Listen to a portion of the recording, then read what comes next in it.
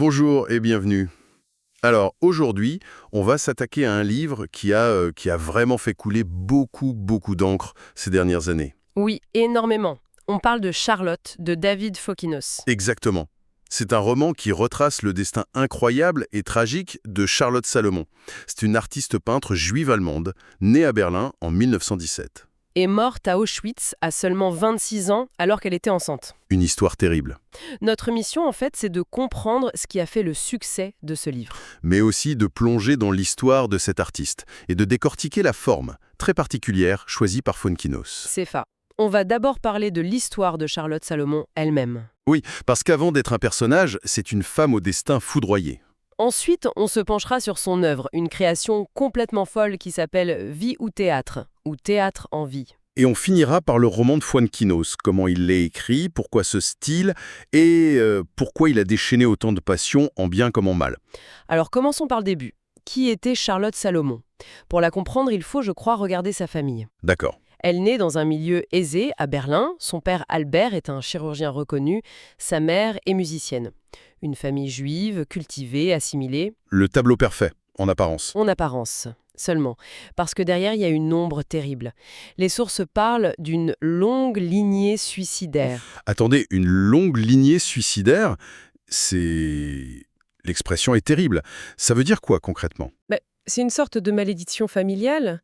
Sa tante s'est suicidée, sa grand-mère maternelle aussi, et le drame va la toucher directement. Sa mère. Oui.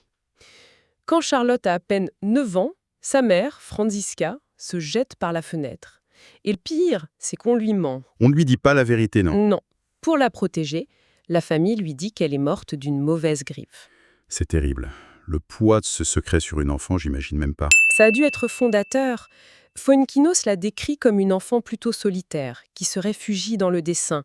Ce non-dit, ce théâtre familial, c'est une clé pour comprendre toute son œuvre. Et à ce drame personnel va s'ajouter la tragédie de l'histoire. Voilà, on est à Berlin. En 1933, Hitler arrive au pouvoir. Et là, tout bascule. Pour sa famille aussi, j'imagine. Complètement. Son père, ce médecin si respecté, perd le droit d'exercer. Charlotte, elle, est une adolescente. Elle subit les humiliations, l'exclusion. Elle est virée du lycée. C'est la fin d'un monde. Oui. Mais au milieu de ce chaos, il y a quand même des lueurs. Son père se remarie avec une femme qui s'appelle Paula Lindbergh. Une cantatrice célèbre, c'est ça? Une immense cantatrice. Et elle est solaire. Elle ramène la vie, l'art dans ce foyer. Et surtout, elle introduit dans la vie de Charlotte une personne qui va tout changer. Alfred Wolfson? Alfred Wolfson, son professeur de chant. Il devient le premier et le seul grand amour de Charlotte. C'est une relation passionnée, presque mystique. Ce n'est pas juste un amant, si je comprends bien. Non, c'est beaucoup plus. C'est un guide spirituel. Et c'est lui qui va lui donner la confiance qui lui manque. Il y a cette phrase qui lui dit au moment où elle doit fuir l'Allemagne, après la nuit de cristal. Oui, ouais. Ce n'est pas un « je t'aime », c'est bien plus fort. Il lui dit « puisses-tu ne jamais oublier que je crois en toi. Je crois en toi. » C'est peut-être ce qui va lui donner la force de créer. C'est ça. Cette phrase, c'est un viatique. Et cette œuvre, elle va la créer dans des conditions extrêmes, en exil. Dans le sud de la France, c'est là que naît Viennji ou Théâtre Viennji. Oui, elle rejoint ses grands-parents maternels près de Nice, et là, la tragédie familiale la rattrape une nouvelle fois. Sa grand-mère, dépressive, se suicide. Encore un suicide. Et c'est là que son grand-père lui révèle tout. La vérité sur la mort de sa mère, sur tous les suicides de la famille. Le choc a dû être inimaginable.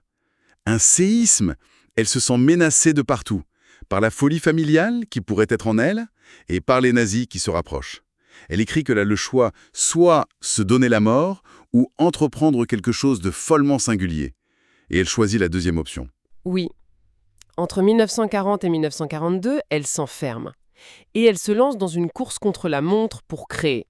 Alors concrètement, ça ressemble à quoi? Virie ou théâtre? C'est quoi cette œuvre? Alors, il faut imaginer une œuvre d'art totale. Ce n'est pas seulement une série de peintures. D'accord. C'est une fresque autobiographique de presque 800 gouaches. Le style est très expressif, les couleurs sont vives, presque violentes. Mais il n'y a pas que les peintures? Sur des calques, elle ajoute du texte, des dialogues, ses pensées, des commentaires. Et ce n'est pas tout, elle donne même des indications musicales. Des indications musicales? Oui, des airs d'opéra, des chansons populaires qui doivent accompagner la lecture des images. C'est incroyable. C'est une sorte de roman graphique musical avant l'heure. Un opéra de papier. C'est une excellente façon de le décrire. Une des sources parle d'une union des arts nécessaire à la cicatrisation d'une vie abîmée. Elle utilise tout ce qu'elle a, la peinture, les mots, la musique, pour reconstruire son passé, Pour le mettre en scène. pour le mettre en scène et peut-être le comprendre. C'est un journal intime, une pièce de théâtre, une bande dessinée tragique, tout ça en même temps. Et ce titre, cette question, vie ou théâtre, c'est la clé de tout, non? C'est toute l'ambiguïté. Le théâtre, c'est le mensonge sur la mort de sa mère, c'est la société qui joue la comédie, mais c'est aussi l'art, la création qui lui permet de transformer la douleur en quelque chose qui a du sens. C'est sa façon de reprendre le contrôle sur sa propre histoire. Tout à fait. Et le geste final est aussi puissant que l'œuvre elle-même. En 1943, elle sait que le danger se resserre. Elle est enceinte. Et c'est là qu'elle décide de confier son œuvre. Oui. Elle rassemble tout, ces centaines de feuilles, et elle les confie à un médecin de confiance, le docteur Moridis. Et en lui tendant cet énorme paquet, elle lui dit une seule phrase. C'est toute ma vie. C'est toute ma vie. Quelques semaines plus tard, elle et son mari sont dénoncés, déportés. Elle est gazée dès son arrivée à Auschwitz. C'est toute ma vie. Funkinos s'arrête longuement sur ces mots. C'est d'une densité folle. Il explore toutes les interprétations possibles. Est-ce que ça veut dire « voici l'histoire de ma vie » ou « cette œuvre est aussi importante que ma vie » ou alors, et c'est la lecture la plus terrible, La plus poignante, oui. C'est tout ce qui reste de ma vie parce que ma vie est finie. C'est un testament, en fait. Elle se sauve elle-même en sauvant son œuvre. et cette histoire, c'est le point de départ de l'obsession de Funkinos. Il tombe dessus et ça ne le lâche plus. Exactement. Il raconte qu'il a découvert ses peintures dans une expo à Berlin et qu'il a ressenti une émotion esthétique majeure.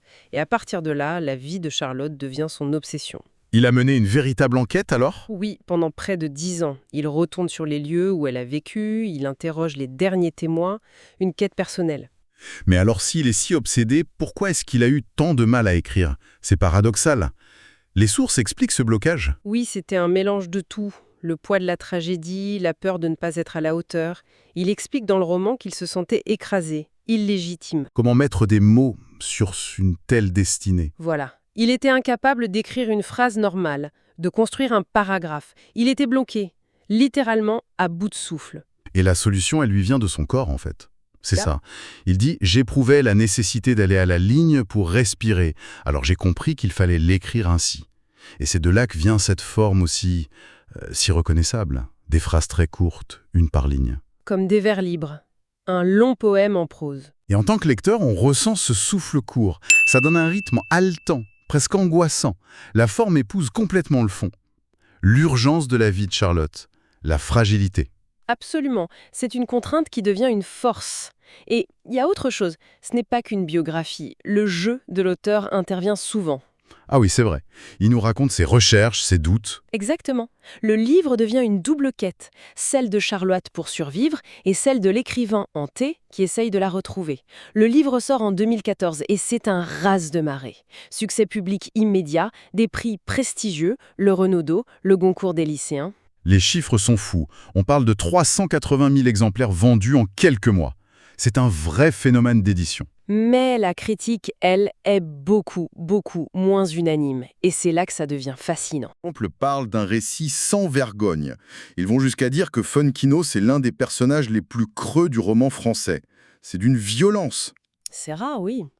Et les Inrecuptibles ne sont pas plus tendres. Ils l'accusent à demi-mot de vouloir s'acheter une crédibilité littéraire. En s'emparant d'un sujet aussi grave que la Shoah. Voilà. Le journal juge le résultat inconsistant et la forme artificielle. Au fond, c'est presque un procès d'intention qu'on lui fait, plus qu'une critique du livre. Exactement. Et cette controverse, elle révèle une vraie fracture dans le paysage littéraire. La question de fond, c'est qui a le droit de raconter la Shoah et comment ? Est-ce qu'un auteur populaire est légitime sur ce terrain ? Et est-ce que cette forme, si accessible, ne risque pas de banaliser l'horreur ? C'est ça, le débat. Un débat qui n'est pas nouveau, mais le succès immense de Charlotte a servi de catalyseur. C'est comme si la popularité du livre était devenue suspecte pour une certaine élite. Mais ce qui est indéniable, et que même ses critiques ne peuvent pas lui enlever, C'est qu'il a accompli une chose essentielle. Il a sorti Charlotte Salomon et son œuvre de l'oubli. Il les a fait connaître à des millions de gens. Il a réussi sa mission de transmission. Totalement. En cela, il poursuit le travail de mémoire qu'avaient commencé les parents de Charlotte. Parce qu'il faut le dire, son père et sa belle-mère ont survécu à la guerre, hein. Ah oui, bien sûr. Oui, ils ont récupéré l'œuvre auprès du docteur Moridis et ils ont passé le reste de leur vie à la faire connaître. La toute première exposition, c'était en 1961, grâce à eux. Le livre de Fonkinos, c'est un maillon de plus. Au final, qu'on adore ou qu'on déteste, c'est un livre qui ne laisse personne indifférent. C'est le portrait d'une artiste, le journal de bord de l'obsession d'un écrivain. Et une expérience de lecture vraiment à part. Et pour finir, il y a une dernière zone d'ombre. Une question qui reste. Laquelle? L'œuvre s'intitule « Vie » ou « Théâtre ». Et une source nous apprend une chose fascinante. Quand ses parents ont découvert les dessins, ils se sont demandé si certaines parties, notamment cet amour absolu pour Alfred Wolson, Oui. n'étaient pas en partie un fantasme de jeune fille. C'est incroyable. Même pour ses propres parents, la frontière était floue. Ça nous laisse avec cette question posée par l'artiste elle-même. Dans cette immense autobiographie, où s'arrête la vie vécue et où commence le théâtre, l'imagination, l'art? Où se trouve la vérité? Une question que ni l'artiste ni l'écrivain ne résolvent et qui continue de nous hanter. Tiens, justement, ça me fait penser, j'ai une bonne nouvelle pour vous qui nous écoutez. Ce livre est disponible sur Audible et vous pouvez le récupérer gratuitement en cliquant sur le premier lien dans la description. L'idée, c'est vraiment des narrations très immersives. Une narration professionnelle, bien incarnée, ça change absolument tout. La personne ne fait pas que lire, elle interprète, elle donne vie au texte. Ah tiens, super, en plus de la vidéo, il y a un livre audio. Si on veut juste le livre, le lien pour récupérer votre livre audio se trouve dans la description de la vidéo. Si vous avez apprécié le contenu, n'hésitez pas à laisser un petit pouce en l'air et à vous abonner à notre chaîne YouTube pour ne rien manquer des prochaines vidéos. Pour ma part, je vous donne rendez-vous très bientôt pour une prochaine vidéo. En attendant, je vous souhaite une excellente fin de journée ou une agréable soirée et à très vite.